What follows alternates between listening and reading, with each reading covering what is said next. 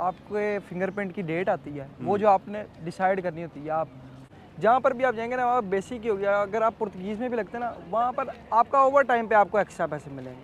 अच्छा चले, बस over time 6 Euros per hour. तो भाई इस वक्त हम खड़े हुए हैं, क्या जगह का नाम है जी? तगैरी दी पासो है सर जी इस जगह का नाम। वही है जो ये भाई कह रहे हैं, मुझे तो नहीं समझ आ रहा। अच्छा जी, पुर्तगीज़ में ना। तो मैं स्पेशली जो लिस्बन आया हूँ या पुर्तगाल आया हूँ, मेरा मेन मकसद ये था आपको यहाँ की रियलिटी बतानी और दिखानी। तो ये भाई साहब यहाँ समझ लें कि बहुत ज़्यादा नॉलेज रखते हैं, तो इनसे मैं कुछ सवाल करूँगा। भाई साहब मुझे ये बताएं कि एक बंदा अगर यहाँ आता है, अगर चलें पहले ये कर लेते हैं, कोई बंदा विज़िट वीज़े पे यहाँ आ जाता है, जी यूरोप का शेंजन का वीज़ा लेके यहाँ आ जाता है, तो अगर वो कोई जॉब ढूंढता है तो सबसे पहले यहाँ पे फॉर एग्जांपल किसी शॉप पे काम करता है कोई बंदा, पैकिंग का काम है, इसमें कितनी सैलरी मिल जाती है? सर जी यहाँ पर जो बेसिक सैलरी है ना, जो भी बंदे की है वो 750 से शुरू होती है। अच्छा 750 बेसिक हाँ सैलरी जी। है, और ठीक उसके है। अंदर वो जो टैक्स पे करता है वो कंपनी अच्छा का। 750 में उसी ने पे करना है? ना ना ना, अच्छा वो कंपनी अगर कंपनी में अगर काम करता तो कंपनी पे करेगी।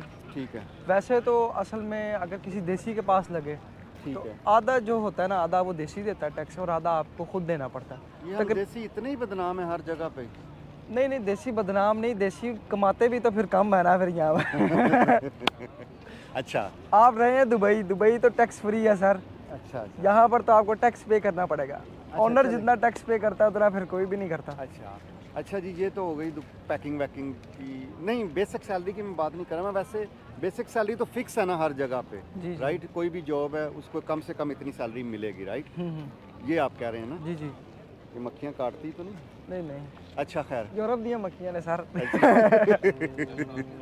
अच्छा नहीं तंग करन गया। अच्छा मुझे ये बताएं अब कि जो पर आवर यहाँ घंटे का काम होता है, फॉर एग्जांपल ये जो डिलीवरी वाले हैं, साइकिल की डिलीवरी वाले कितने ग्लोवो और ये बोल्ड। हाँ हाँ।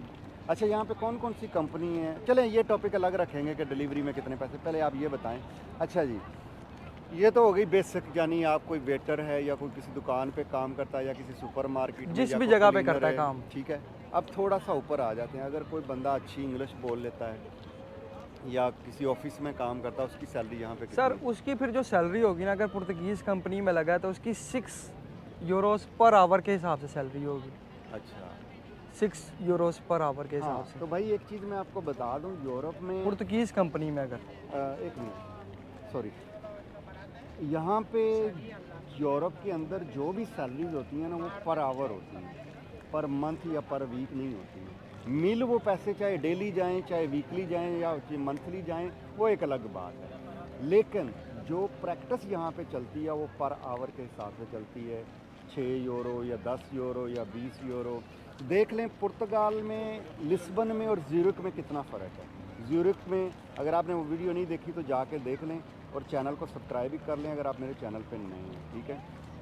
तो भाई वहाँ पे एक डोमेस्टिक जो क्लीनर होता है, डोमेस्टिक हेल्पर कहा जाता है छोटी मोटी जॉब करने वाले लोगों को, उसकी 21 से लेके 24 फ्रांक यानी 25, 26, 27 यूरो बनते हैं वो पर आवर। और यहाँ पे एक ऑफिस में काम करने वाले की 6 यूरो है। ये फ़र्क है यहाँ का और वहाँ का। बिल्कुल। अच्छा आप कुछ कह रहे थे कि पुर्तगीज़ कंपनी में या सर अगर आप अच्छी पुर्तगीज़ बोल लेते हैं या इंग्लिश अच्छी बोल लेते हैं तो आपको पुर्तगीज़ कंपनी असल में देसियों को कम रखती है।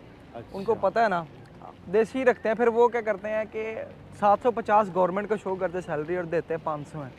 हाँ, और उसमें से टैक्स भी उसी ने 250 टैक्स चला जाता है इसके अंदर से, क्योंकि बचा 250 उसको क्या फिर 250 आम बचा? नहीं बचा उसको साथ में रिहाइश मिलती है, खाना पीना वो ओनर देता है, रिहाइश देता है। सही है। तो 250 उसका टैक्स उसकी सैलरी में से चला जाता है। लेकिन अगर आप पुर्तगीज़ कंपनी में जाएं तो टैक्स भी आपका देगी, अच्छी तनख्वाह देगी, तकरीबन 1000 तक की आपकी तनख्वाह बननी जाएगी। जितने आप देसी लोग यहाँ पे हैं पुर्तगीज़ कंपनीज को, तो मेरे ख्याल इतनी जॉब ही नहीं होगी उनके पास। नहीं नहीं, जॉब तो नहीं, मैं देख रहा हूँ कि यहाँ पे ये देखें, अभी तो हम घूम रहे हैं टूरिस्ट पॉइंट पे, जी यहाँ पे सब टूरिस्ट लोग हैं, क्योंकि मैं भी बीइंग ए टूरिस्ट ही हूँ, तो मुझे शायद गिनती के 1-2 लोग नज़र आए हैं, या वो भी कोई चीज़ें बेच रहे हैं या किसी के साथ आए हैं, जैसे आप मेरे साथ आए हैं, तो यही होगा। उसके अलावा सारे मुझे यहाँ टूरिस्ट नज़र आ रहे हैं, वरना मैं जब वो सिटी के अंदर था तो सब लोग मुझे देसी लोग नज़र आ रहे थे। अच्छा चले, और कोई जॉब्स जो अच्छा, उसके बाद ऑफिस की जॉब आ गई। अब इसके ऊपर अगर हम जाएं, for example somebody is IT expert, no पर समबॉडी इज़ आईटी एक्सपर्ट है, कंप्यूटर अच्छा चला लेता है, या कोई कंप्यूटर स्किल्स हैं, या कोई और फोटोग्राफर है। अच्छा ये बताएं, यहाँ पे सलून वगैरह पे कितनी सैलरीज मिलती हैं? जो कोई बंदा अगर सलून पे हेयर कटर है, हेयर कटिंग जानता है, सर ये- उसकी भी बेसिक सैलरी, यही है। बेसिक। ये ये तो फिर पुर्तगीज़ गवर्नमेंट है, जहाँ पर भी आप जाएंगे ना वहाँ बेसिक ही हो गया। अगर आप पुर्तगीज़ में भी लगते हैं ना, वहाँ पर आपका ओवर टाइम पे आपको एक्स्ट्रा पैसे मिलेंगे। अच्छा चले, बस वहाँ बंदा कमा लेता है। वही 6 our per hour, 6 Euros per hour. अच्छा वही रहेगा।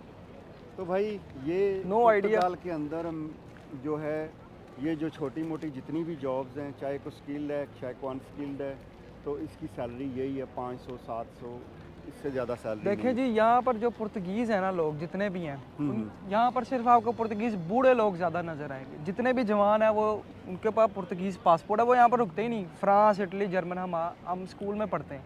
हमारी जो सेकंड लैंग्वेज है ना स्कूल में, मैं फ्रेंच बोलता हूँ, पुर्तगीज़ भी बोलता हूँ, फ्रेंच भी बोलता हूँ। इनकी यहाँ पर ऑफिशियल लैंग्वेज इनको सिखाई जाती है फ्रेंच है, कि आपको हेल्प आउट करेगी वो लैंग्वेज।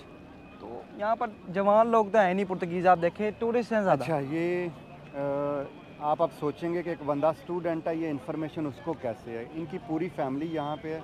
आपने कल पिछली वीडियो अगर आप जाके देखेंगे तो आपको इनके वालिद साहब मिले थे, जो लॉयर हैं यहाँ पे, कंसल्टेंट भी हैं, और ये उनके बेटे हैं। और इनका यहाँ पे बिज़नेस भी है, खुद की सुपरमार्केट है, ग्रोसरी है, उसके अलावा कंसल्टेंसी भी है, इनकी कंसल्टेंसी अपनी है। अभी मुझे ये तफसील से इन चीज़ों का पता नहीं। अगले ट्रिप में मैं इनके वालिद साहब के साथ लंबा टाइम स्पेंड करूँगा, आपको पूरी जो A to Z है वो इन्फॉर्मेशन पुर्तगाल के बारे में दी जाएगी। लेकिन फ़िलहाल क्योंकि इनको इस चीज़ का आइडिया है, यहाँ रह रहे हैं, यहाँ पढ़ रहे हैं, तो ये चीज़ें इसलिए इनके नॉलेज में है। मुझे और तो कोई बंदा मिला नहीं, तो फिर मैंने इनसे कहा कि भाई जो आपको नॉलेज है वो आप बताएं। ठीक है जी, क्लियर। अच्छा, इसके अलावा जो यहाँ पे हम लोग नए लोग आते हैं, इनलीगल तरीके से आते हैं, उनको भी इतनी सैलरी मिलती है? सर जी उनके लिए तो फिर धक्के ही ने, पंजाबी दी मिसाल है, उन्होंने लिए फिर धक्के ही जैसा।